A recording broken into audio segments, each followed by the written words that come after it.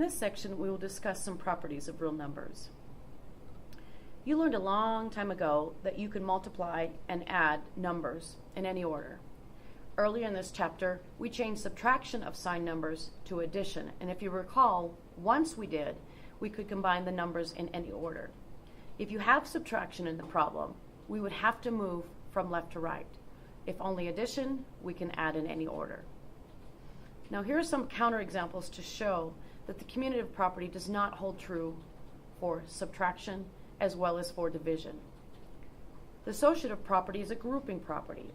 If the associative property holds, you can multiply the first two or start with the last two numbers and always get the same result. The associative property holds true for addition as well as for multiplication. The associative property does not hold true for subtraction as well as for division. Now this property says any number added to 0 always results in that number. This property says any number multiplied by 1 always results in that number. This property says any number added to its opposite is 0. Any number multiplied by its reciprocal gives a product of 1, one exception, the number 0. We don't need to apply the distributive property on this one since we have like terms in the parentheses. If we didn't have like terms, we would need the property to remove the parentheses.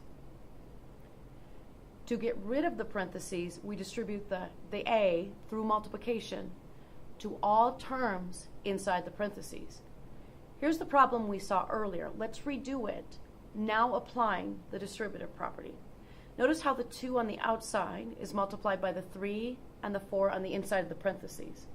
And we, of course, get the same result. We'll distribute first and then simplify by adding like terms. The 3 only gets distributed to those terms inside the parentheses. After distributing, we are free to add like terms. The negative on the outside of parentheses needs to be seen as a negative 1. Any number multiplied by a negative 1 will result in a sign change. Negative 1 times positive 3a is a negative. Negative 1 times negative b is a positive. And for the last term, a negative times a positive is a negative. Now hopefully this lesson has provided an adequate review of some of the properties necessary to simplify expressions.